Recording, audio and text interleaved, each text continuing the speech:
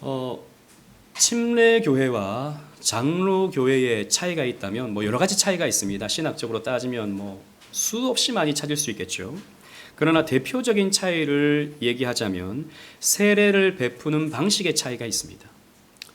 장로교회는 물을 찍어서 머리에 바르는 관수법 혹은 물을 뿌리는, 어떤 교회 가면 물을 뿌려줘요. 그것도 가능합니다. 살수법으로 세례를 주죠. 하지만 침례교회는 문자 그대로 성경에 이 세례라는 말이 밥티조라는 말인데 이 말은 물에 잠기다라는 말이에요. 그래서 문자적으로 해석해서 침례교회는 성경이 밥티조를 말하고 있기 때문에 물에 잠겨야 된다라고 봅니다. 그래서 침례를 하죠. 완전 욕조에다가 사람을 물에 잠궈서 물에 넣었다가 떼는 이런 방식으로 세례를 줍니다. 그리고 또 한 가지의 차이점은 장로교회는 유아 세례를 베풀지만 침례교회는 유아 세례를 인정하지 않는다는 것입니다. 그러니까 침례교회에 있어서 세례라고 하는 것은 예수를 주로 고백하는 사람들만 받는 거예요. 그죠? 그 부분에 대해서는 우리가 동의할 수 있습니다. 그죠? 신앙 고백을 하는 사람만 받아야 되는데 유아들 같은 경우에는 신앙 고백을 할 수 없다라는 거죠. 우리 오늘 유아 세례를 받는 우리 하엘이는 오른손을 들고 서역을 할 수가 없어요. 제가 묻는 말에 아멘으로 답을 할 수가 없어요. 그냥 응애 할 뿐입니다. 찬송도 못 부르고요. 말씀을 듣는지 안 듣는지 알 수가 없어요. 예수를 믿는지 안 믿는지 확인할 수가 없습니다. 그렇기 때문에 이런 아기에게, 이런 신앙 고백을 할 수 없는 아기에게 어떻게 세례를 줄 수 있는가? 구원의 표인 세례를 주는 것은 합당하지 않다라고 보는 것이죠. 그리고 침례교는요, 이런 유아 세례를 종교개혁 당시에는, 물론 당시에 침례교가 딱 이렇게 한 것은 아니지만 로마 카톨릭의 잔재로 봤습니다. 그러니까 종교개혁 당시에 로마 카톨릭은 유아 세례를 줬거든요. 유아 세례를 주는 것은 카톨릭의 악습이다라고 봤던 것이죠. 로마 카톨릭은 또 여러분 설명을 드리자면 천주교는 성례와 선행으로 구원이 이루어지죠. 이 성례는, 우리는 성례가 몇 가지입니까? 대답을 해보세요. 괜찮습니다. 성례가 몇 가지입니까? 2가지죠. 왜 이렇게 목소리가 작습니까? 그러나 로마 카톨릭은 성례가 7개입니다. 7개의 성례를 다 행하고 삶 속에서 믿음의 선행을 살아야 구원이 완성된다라고 보는 것이죠. 그러니까 성례가 구원의 필수예요. 그러니까 어린 자녀가 태어나면, 요즘에는 그래도 아기가 태어나면 대부분 건강하게 잘 커가지만 옛날에는 유아 이런 사망이 굉장히 많이 높았지 않습니까? 언제 죽을지 모르는 거예요. 그러니까 구원받기 위해서는 빨리 성례를 줘야 되는 겁니다. 빨리 세례를 줘야 되는 겁니다. 그러니까 로마 카톨릭에 있어서 세례는요, 특히 유아 세례는 절대적입니다. 구원에 있어서 절대적이에요. 그래서 유아 세례를 굉장히 강조합니다. 그래서 유아 세례를 받지 못하면 지옥에 갈 가능성이 많아지는 거예요. 그래서 유아 세례를 절대적인 요소로 보는 것이죠. 그래서 여러분, 카톨릭은요, 지금도 마찬가지입니다. 세례 받지 않은 사람이 죽음의 위기에 처하게 될 때는 사죄가 없더라도 카톨릭 신자라면 세례를 줄 수 있어요. 왜? 세례를 받아야 구원받을 수 있으니까. 요만큼의 가능성이라도 주기 위해서 그렇게 세례를 줍니다.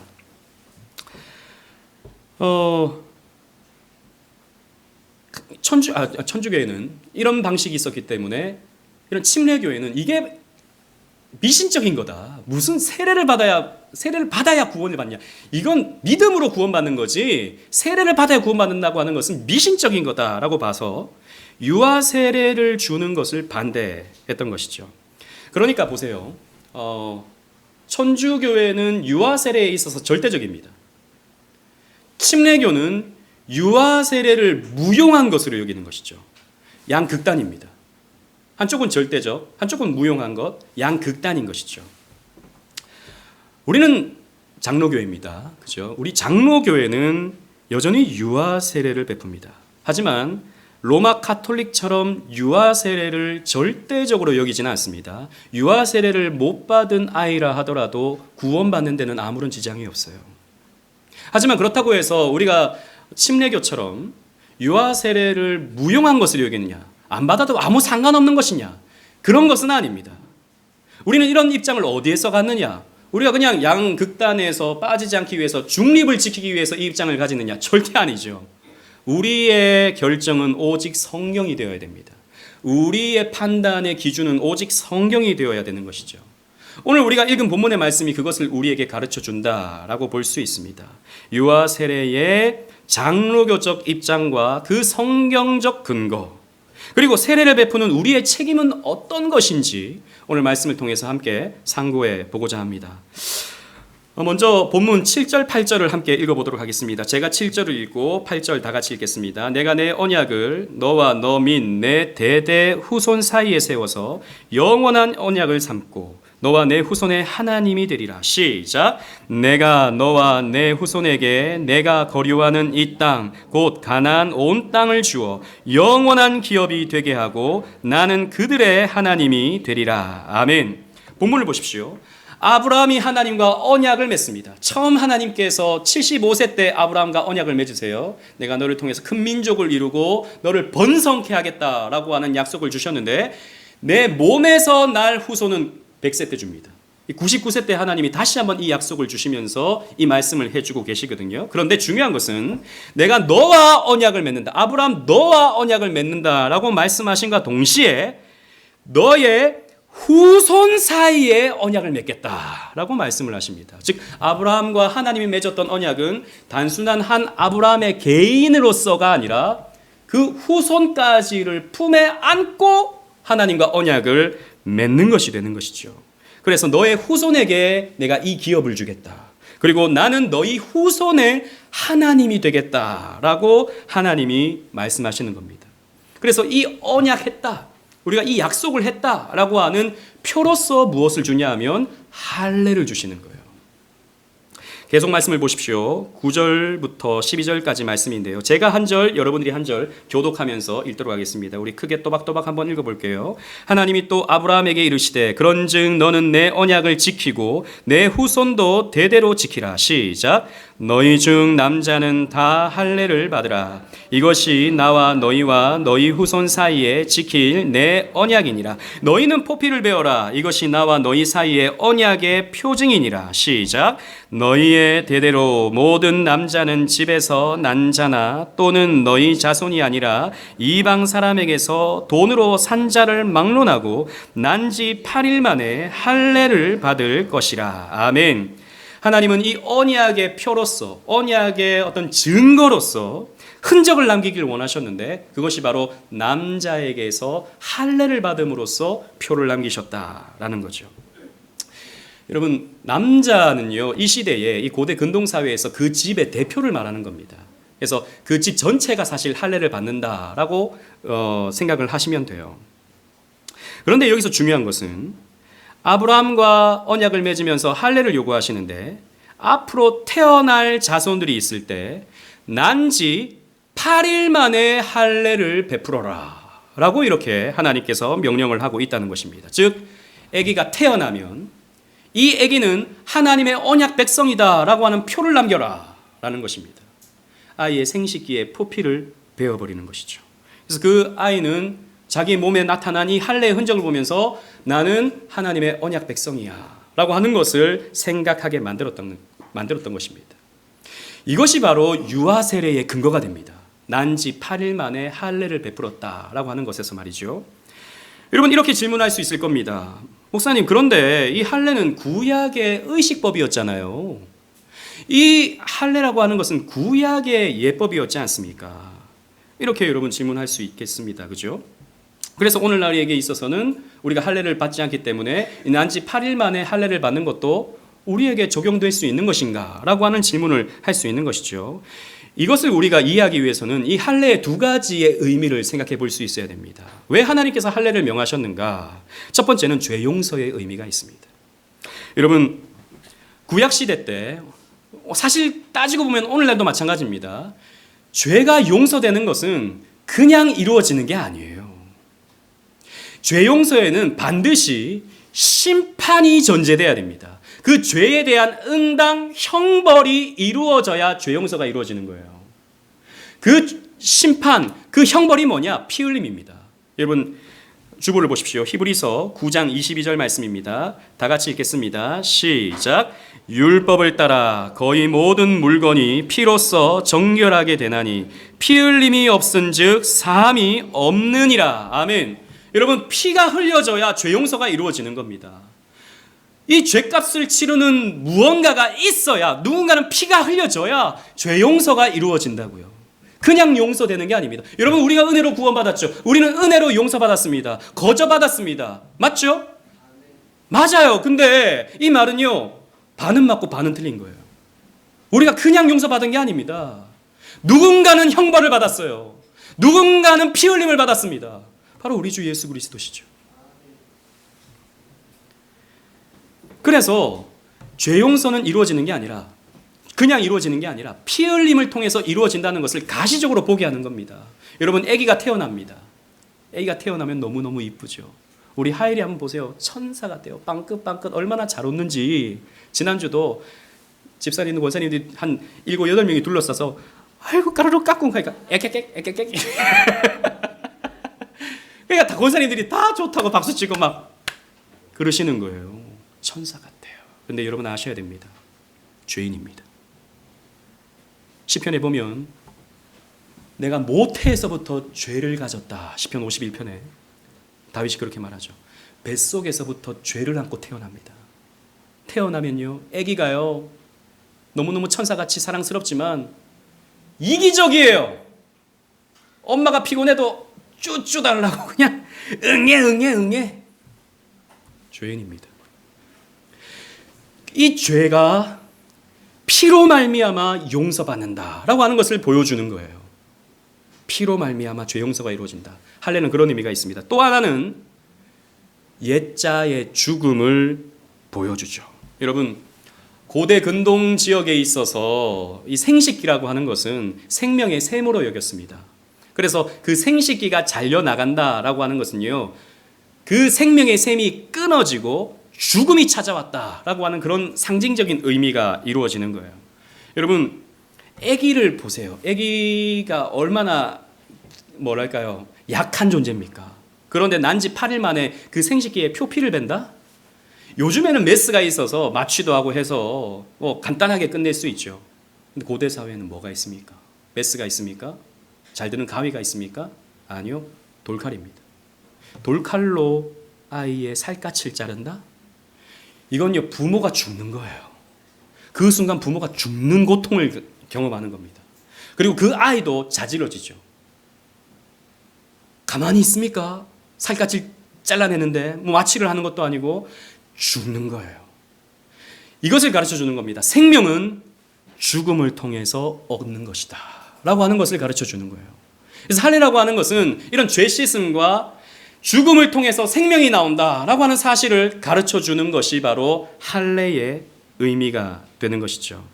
여러분, 그렇다면 우리는 왜 할례를 행하지 않습니까? 그런 좋은 의미가 있는 할례라면 우리도 당연히 행해야 되는 것이 아닙니까?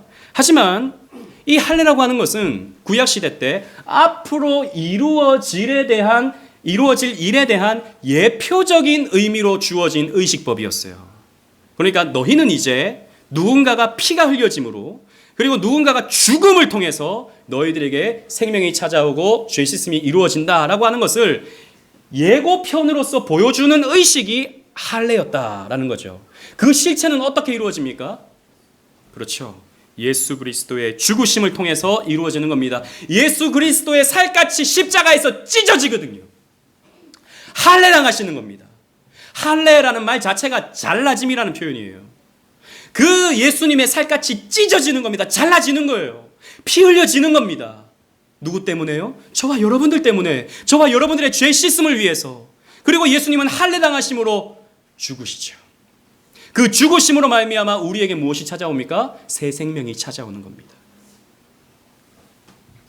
그래서 사도 바울은요, 신약교회 성도들은 할례 받으면 안 된다라고 하는 것을 가르쳐 주는 거예요. 왜? 예수님께서 그 의미를 성취해 주셨는데 여전히 할례가 필요하다고 말하면 예수님의 성취를 부정하는 것이 되기 때문입니다. 여러분 보십시오. 갈라디아서 5장 2절 말씀 주보에 있습니다. 다 같이 읽겠습니다. 시작. 보라, 나 바울은 너희에게 말하노니 너희가 만일 할례를 받으면 그리스도께서 너희에게 아무 유익이 없으리라. 너희가 만일 할례를 받으면 그리스도의 십자가는 아무런 유익이 없게 되는 거야. 그러므로 너희들은 이제 할례 받으면 안 돼 라고 가르쳐 주는 것이죠. 그러나 우리 주님께서 이 할례의 형식은 다르지만 할례의 내용을 고스란히 담는 신약의 성례를 우리에게 주셨습니다. 그것이 무엇입니까? 바로 세례인 것이죠. 예수님은 제자들에게 마지막 이 당부를 하셨습니다. 너희는 가서 모든 민족을 제자로 삼아 아버지와 아들과 성령의 이름으로 무엇을 베풀라고요?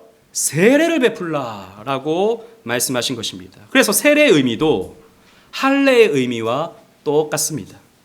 세례는 첫 번째, 죄 씻음의 의미가 있습니다. 구약시대 때는 피 흘림을 통해서 죄가 용서받았다면 신약시대는 예수 피가 이미 흘려졌기 때문에 우리는 물로써 죄를 씻는 거예요. 그래서 물을 내 몸에 바른다라고 하는 것은 이 더럽고 추한 나의 죄가 씻어졌다라고 하는 죄 씻음의 의미가 있는 것이죠. 그리고 또 세례는 할례와 똑같이 죽음의 의미가 있습니다. 여러분 침례가 무엇이라 그랬죠? 물속에 완전히 들어갔다가 나오는 것이 침례라 그랬습니다. 그죠? 그러면 우리도 그렇게 해야 되는 거 아닙니까? 물속에 들어갔다라고 하는 것은 죽음을 의미하거든요. 물에 빠져 죽었다. 옛자는 물에 빠져 죽었다라고 하는 것을 의미하거든요. 근데 왜 우리 장로교는 물에 안 빠뜨립니까? 우리는 물을 머리에 바르는 것이죠. 사실 여러분 성경에서 침례를 말하고 있다고 성경이 가르쳐주는 대로 다 하려면요. 욕조에서 하면 안 됩니다. 강가로 가야 됩니다. 그렇잖아요. 신약 시대 때 강가에서 세례를 베풀었으니까 문자적으로 다 할 수가 없는 겁니다. 상징적인 의미가 있다라는 거죠. 그래서 우리 장로교는 물을 머리에 바릅니다. 여러분 왜 물을 머리에 바를까요? 물을 발에도 발라도 되잖아요. 유아 세례 줄 때 어깨에 발라도 되잖아요. 근데 왜 굳이 머리에 바릅니까? 여러분 세례 받을 때 왜 머리에 물을 바릅니까? 이건 뭐냐면 물이 내 머리까지 차올랐다라고 하는 그런 의미가 되는 거예요. 물이 내 머리에 차올라서 내 옛자는 죽었다라는 것이죠. 이제 내가 사는 것은 나를 위하여 자기 몸을 버리신 예수 생명으로 사는 것이다 라고 하는 것을 우리에게 가르쳐 주는 것입니다. 여러분 세례받았다고 하는 것은 여러분들의 인생이 여러분들 게 아니에요. 여러분들의 삶은 예수의 삶이 되어야 되는 것입니다. 예수의 생명을 가지고 여러분들이 살고 있거든요. 여러분들의 옛자는 세례받을 때 죽었어요. 새로운 피조물로서 이제 여러분들은 살게 되는 것입니다. 그래서 우리는 세례를 받는 거죠. 그래서 이 세례는요, 구약시대 때와 마찬가지로 할례 의미를 그대로 이어받고 할례 의식을 똑같이 행하진 않지만 많은 부분에 있어서 같은 연속성을 가지는 겁니다. 그래서 세례받는 당사자, 언약 안으로 들어가는 당사자만 세례받는 게 아니라 그 자손까지도 세례를 받는 것이죠. 이것이 유아세례입니다. 성경에 증거가 있습니다. 여러분 그 사도행전 16장에 보면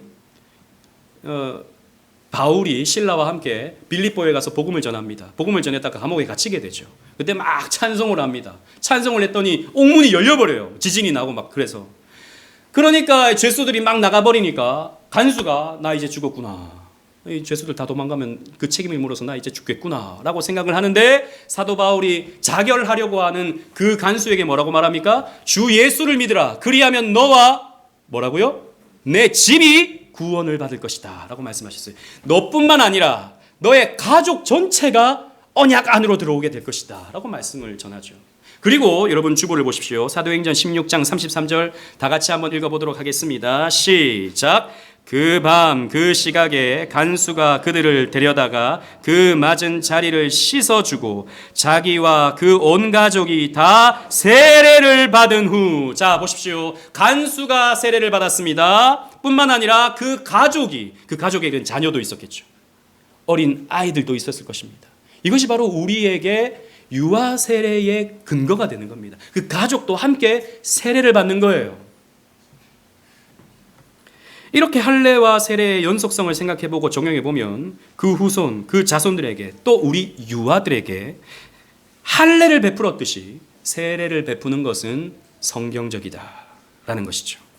그래서 우리 종교개혁 시대 때 종교개혁이 어느 정도 정리가 될 때 우리 신앙의 선조들이 하이델베르크 요리문답을 작성하죠. 우리 개혁파 입장에서 74문 유아들도 세례를 받아야 합니까? 라고 하는 이 질문에 제가 먼저 읽다가 우리 다 같이 제가 시작 그러면 다 같이 있습니다. 그렇습니다.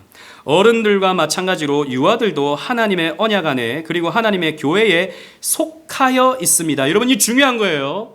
이 아이들이 우리 교회 언약 안에 속해 있어요. 이 아이들도 예배자들입니다. 이 아이들도 하나님과 언약을 맺은 하나님 안에 있는 자들입니다. 그래서 어떻게 됩니까? 아울러 그리스도의 피로 인한 죄의 용서와 믿음을 갖도록 하시는 성령님이 유아들에게도 어른들 못지않게 약속되어 있습니다. 그래서 목사가 이렇게 어려운 교리 설교를 하지만 이 시간 성령께서 역사하셔서 이 아이들이 다 이해하지 못하지만 이 아이들에게 뭐가 생깁니까? 믿음이 생기는 거예요. 여러분 이 아이들 다 못 알아듣습니다. 그런데 이 순간 성령께서 역사하시는 거예요. 언약에 갱신되는 이 예배 시간에 말이죠. 그래서 이 아이들이 이 자리에 앉아 있는 겁니다. 이 아이들 못 알아듣는다고 언약 밖으로 내보내면 안 돼요. 자, 그러므로 유아들은 언약의 표지인 성례를 받음으로 그리스도의 교회에 가입이 되어야 하며 믿지 않는 사람들의 자녀와 구분이 되어야 됩니다. 다 같이 읽겠습니다. 시작. 구약에서는 이런 일이 할례를 받음으로 이루어졌으나 신약에서는 할례 대신에 세례를 받음으로써 이루어집니다. 보십시오.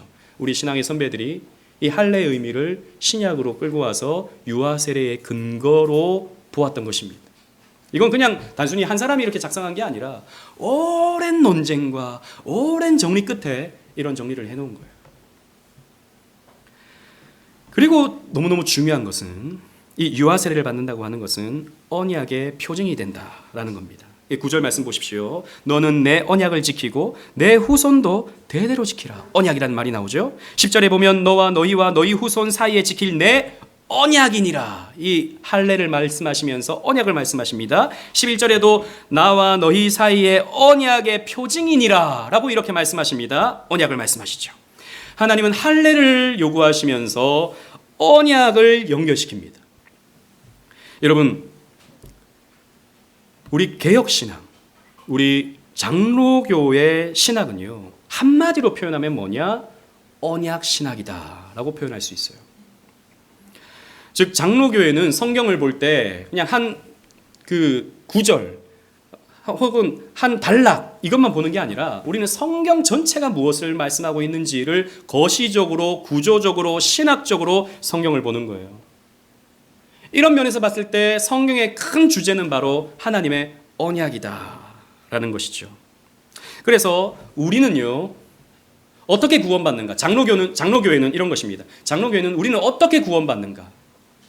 하나님의 언약으로 말미암아 내 구원이 이루어진다라고 우리는 믿는 거예요. 좀 이따 더 구체적으로 설명드리겠습니다.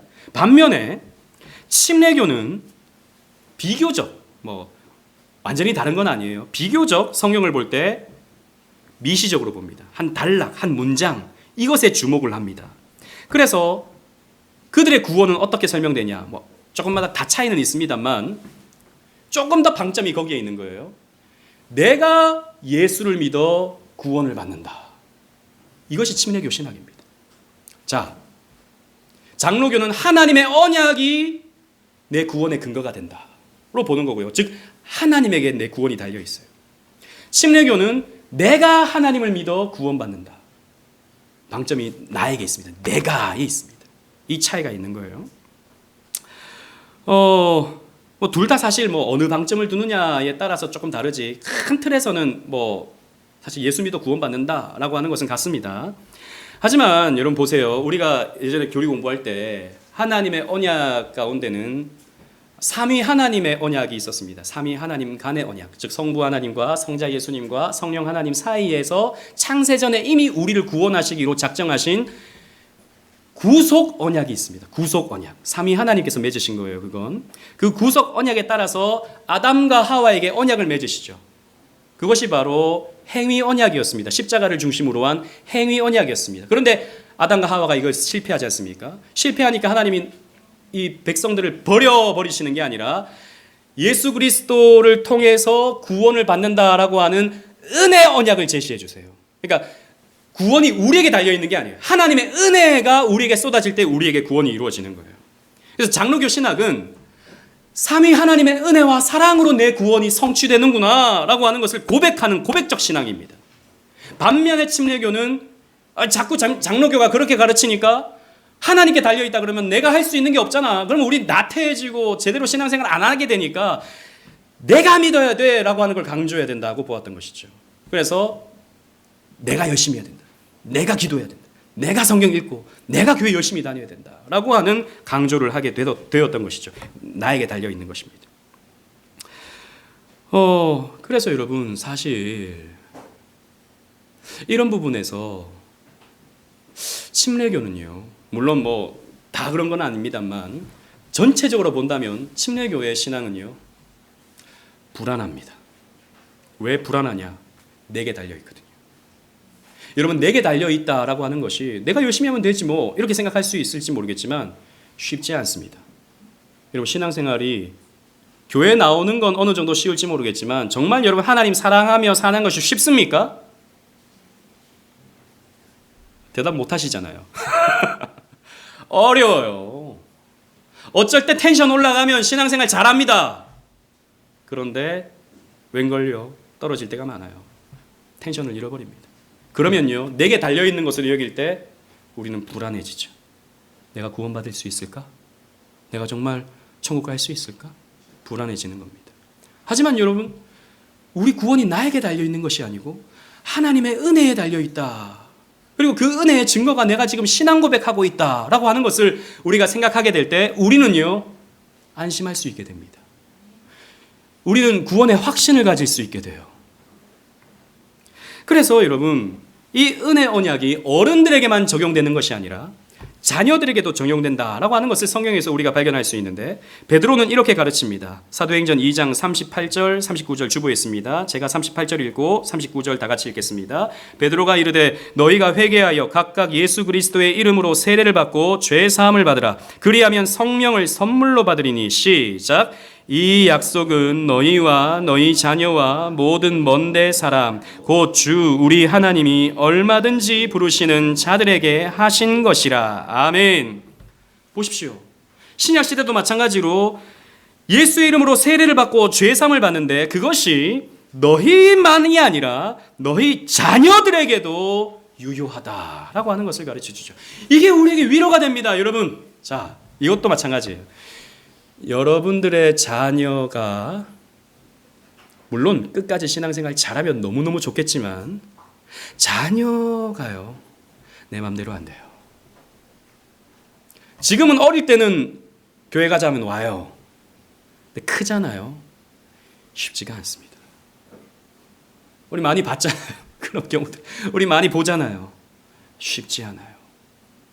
그러면 침례교의 입장에서는 물론 다 그런 건 아닙니다. 제가 오늘 너무 침례교를 비판하는 것처럼 여러분 또 오해하실까 봐 염려가 되는데 어쨌든 큰 그림에서 봤을 때 그런 겁니다. 그럼 불안해져요.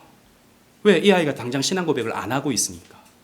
그럼 이 아이가 과연 천국 갈 수 있을까? 두렵습니다. 근데요 여러분, 우리 장로교는 물론 아이를 신앙으로 양육하고 우리 잘해야 됩니다. 그런데 그게요 내 씀으로 되는 게 아닙니다. 내가 노력한다고 되는 것도 아니에요. 누구에 달려있는 겁니까? 하나님에게 달려있어요. 이 아이를 하나님의 언약 가운데 바친 아이라면 하나님께서 이 아이를 책임져 주실 거라는 믿음을 우리가 가져야 돼요. 지금 당장 뭐 신앙생활을 잘하고 안 하고 이걸 떠나서 우리 그 믿음을 가져야 되는 겁니다. 이 아이는 언약으로 인쳐진 아이다라는 것이죠. 그러니 하나님께서 책임져 주십시오 라고 여러분 기도하십시오. 그리고 침례교는 이렇게 비판해요. 어릴 때 유아 세례 받고 신앙을 떠나는 이들이 많더라라는 거죠. 그런 신앙을 떠나는 가능성이 많은 아이들에게 어떻게 구원의 표인 이 세례를 주느냐 이렇게 말합니다. 우리는 이렇게 반문할 수 있어요. 저 같은 경우에는 이렇게 반문할 것 같습니다. 그렇다면 여러분, 어른 때 세례 받은 사람은 안 떠납니까? 안 떠나요? 여러분 제가 앞에서 말씀드린 구원의 표라 그랬습니다. 이건 우리 웨스트민스터 신앙고백서에도 그렇게 표현되어 있죠. 세례는 구원의 표요 하나님의 언약의 인이다. 여러분 표를 받는다고 하는 것은 너무너무 중요한 설명이에요. 표를 받는다고 하는 것은 거기에 들어갈 수 있는 표, 그런 의미입니다. 예를 들자면 이게 좀 더 쉽게 예를 들면 제가 주인이한테 뮤지컬 볼 수 있는 뮤지컬 표 5만 원짜리가 있나 모르겠다만 좋습니다. 근데 주인이 그 표를 받았어요. 그 표는 어떻게 됩니까? 시간에 맞춰서 가면 볼 수 있잖아요. 그런데 보니까 마음에 안 들어. 5만 원짜리밖에 안 돼가지고 저 끄트머리에서 봐야 되고 유명한 사람도 안 나오고 별로 안 가고 싶어. 안 갈 수 있죠. 표는 그런 의미입니다. 여러분 세례 받았다고 다 구원받습니까? 구원의 표는 받지만 들어가는 것은 다른 의미가 되는 것이죠. 하지만 표를 받는다고 하는 것은 기쁜 일입니다. 그죠? 행복한 거예요. 내가 구원의 표가 주어졌구나. 구원의 인이 나에게 주어졌구나. 너무너무 감사한 일입니다. 하지만 그것이 구원인가? 그것이 천국인가? 그건 다른 의미다라는 것이죠. 그래서 우리는 세례를 절대적으로 여기는 것은 아니다라는 것이죠. 중요한 것으로 여기지만 절대적으로 여기는 것은 아니다라는 것이죠. 그래서 여러분 이 세례를 특히 유아 세례를 베푸는 것은요. 이 아이를 하나님께 맡기는 겁니다.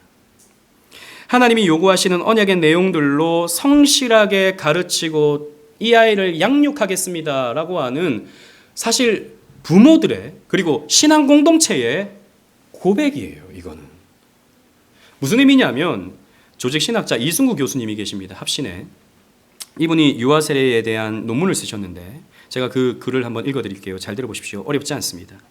성경의 가르침에 따라서 아직 신앙을 고백할 수 없는 어린 아기들에게 세례를 베푼 후에는 그 아이들이 성장해서 자신들의 입으로 신앙을 고백할 수 있을 때까지 그 아이들에게 주의 교양과 훈계로 가르칠 책임이 그 부모와 그 교회에게 있다. 그래서 여러분 우리 유아 세례는 사적으로 주는 게 아닙니다. 제가 집에 가서 아이 오기 힘드니까 제가 집에 가서 그 아이에게 주는 게 아니에요. 이건 공동체적인 의미가 있는 것입니다. 이 아이를 기르는 데 있어서 첫 번째 부모의 책임이 있고 두 번째 교회의 책임이 있는 거예요. 계속 읽겠습니다. 그러므로 유아 세례를 베푼 후에 제대로 된 기독교 교육이 따르지 않는다면 그것은 유아 세례를 베푸는 우리가 오히려 유아 세례의 의미를 상실시키게 하는 일이 된다. 그러므로 유아 세례를 베푸는 개혁교회의 일원들로서 우리는 어린 아기들이 자라나 자신들의 의식을 가지고 신앙 고백할 수 있을 때까지 지속적으로 그 아이들을 교육해야 할 책임을 가지고 있다. 이것을 성경이 우리에게 가르쳐주고 있는 거예요. 여러분 오늘 유아 세례를 받는 우리 하일이에게 있어서 유아 세례를 받았다라고 하는 것은 부모에게 책임이 주어지는 거예요. 이 아이를 믿음으로 키우겠다라고 하는 서약을 받지 않습니까? 그 서약대로 이 아이를 믿음으로 키워야 되는 거죠. 그 의무를 다해야 됩니다. 또 두 번째로 교회의 의무가 있는 것이죠. 유아 세례는 교회가 베풀므로써 교회가 함께 책임을 지는 겁니다. 이제 앞으로 하엘이가 자라게 되면 하엘이와 같이 놀아줄 언니 오빠가 필요합니다. 하엘아 왔어. 막 같이 손잡아주고 같이 화장실 가고 하는 언니가 필요해요. 주영이가 아마 그 역할을 감당해야 될 것 같은데. 네. 또 누군가는 하엘이가 교회에 오면 맛있는 밥을 또 대접해 줘야 돼요. 그죠? 또 우리 청년들 가운데서는 하엘이의 선생님이 돼서 하엘이에게 교리를 가르치고 하엘이에게 성경을 가르쳐야 돼요. 목사는 매 주일마다 강단에서 말씀을 선포해 줘야 되고 또 아프면 찾아가서 기도해 줘야 되고 신방해 줘야 되고 때때로 모든 그런 목양의 일을 감당해내야 되는 거죠. 함께 아이를 키워가는 겁니다. 유아 세례를 교회에서 베푼다고 하는 것은 이 아이의 부모가 된다는 의미예요. 우리가 영적 부모가 되는 겁니다. 부모라고 하기에는 조금 너무 젊은 친구들이 있어서 언니가 되고 오빠가 되고 형이 되고 또 삼촌이 되고 해줘야 되는 거예요. 그래서 나중에 얘기하세요. 내가 네 삼촌이다. 내가 네 누나다. 누나? 누나는 아니죠. 언니다. 그렇게 되는 것입니다. 우리가 협력해서 이 하엘이를 신앙으로 키워내야 될 책임이 주어지게 되는 거예요. 그래서 우리 교회에서 세례받은 유아 세례받은 우리 주영이, 우리 교회에서 유아 세례받은 우리 하람이 우리의 책임입니다. 다른 교회에서 그런 받은 아이들은 우리 책임 아닙니까? 아니에요. 주님 안에서 한 교회거든요.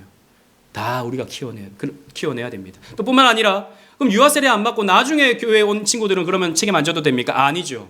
우리가 그 아이들을 우리 교회 회원으로 받는다는 것은 유아 세례적 의미가 있는 것입니다. 그래서 함께 키워가야 되는 것입니다. 여러분, 말씀을 맺겠습니다. 다시 한번 처음 이야기로 돌아가 보도록 하겠습니다. 여러 교파의 차이, 유아 세례에 대한 교파의 차이를 생각해 보면서 오늘날에는 유아 사망률이 현저하게 낮죠. 대부분 태어나면 건강하게 잘 자랍니다. 하지만 수십 년 전만 하더라도 많이 죽었어요. 그리고 성경 시대에는 더 많이 죽었을 겁니다. 아마도 그랬을 거예요. 그래서 천주교회는 아이가 태어나자마자 세례를 줘야 됩니다. 침례교회는 유아 세례를 주지 않게 되죠. 신앙을 자기 입으로 고백할 때까지 기다려야 되는 겁니다. 그러면 자, 여기서 중요한 건 아이가 죽으면 어떻게 됩니까? 침례교는요, 불안합니다. 이 아이가 자기 입으로 신앙 고백을 하지 않았기 때문에 천국 간다라고 말할 수가 없어져요. 그렇죠? 하지만 장로교회는 다른 것입니다. 장로교회는 이 아이의 부모의 그 하나님과 맺었던 그 언약이 자녀에게 연결되기 때문에 이 아이는 하나님의 언약 백성인 거예요. 천국 갈 수 있는 겁니다. 아니, 천국 가는 겁니다. 물론 이런 마음에 위안을 주니까 장로교가 좋구나, 이게 아니고요. 장로교 신학이 바로 이런 결과를 우리에게 가져다 준다라고 하는 것을 말씀드리고 싶은 것이죠. 그래서 여러분, 그 로마 가톨릭은 또 재밌는 것이 칠성례와 믿음의 선행을 행해야 구원이 완성되잖아요. 근데 대부분의 사람들은 믿음의 선행을 다 완벽하게 못하기 때문에 연옥에서 좀 기다려야 돼요. 깨끗해질 때까지. 근데 아기들은 선행을 해본 적이 없기 때문에 그 아기들은 어디로 가느냐? 이 유아 세례 받은 아이들은 지옥에 가진 않아요. 어디 가느냐? 림보라고 하는 곳으로 갑니다. 림보. 여러분 처음 들어보시죠? 카톨릭 신자들도 처음 들어봐요, 이런 얘기. 근데 그들의 교리에는 이것이 있습니다. 림보라는 말은 가장자리라는 뜻이거든요. 가장자리. 지옥은 아니지만 지옥 바로 위에 가장자리에 그 아이들이 가 있을 것이다. 그래서 유아림보라고 말합니다. 선행을 하지 못했기 때문에 천국은 못 가는 거예요. 거기는 지옥과 비슷한 곳이 됩니다. 그러면 로마 가톨릭도 이 아이는 선행을 하지 못했기 때문에 지옥에 가는 것과 마찬가지가 되는 거예요. 하지만 장로교는 다른 것이죠. 그래서 유아 세례는요, 축복입니다. 유아 세례가 베풀어진다고 하는 것은 한 거룩한 영혼이 구원의 표를 얻게 되는 감격스러운 일이 되는 거예요. 또 뿐만 아니라 우리의 무거운 책임이 부여되는 것입니다. 오늘 이 유아 세례식에 참여하는 여러분들 모두는 이제 함께 이 아이를 키워야 되는 것입니다. 또 뿐만 아니라 우리 교회의 자녀들, 우리 입교하기 전인 우리 하준이부터는 이제 자기 신앙을 자기가 책임지는 거예요. 하지만 그 전까지는 우리가 이 아이들을 잘 양육시켜야 되는 것입니다. 그 책임을 다하는 저와 여러분들 되시기를 주님 이름으로 축원합니다. 아멘.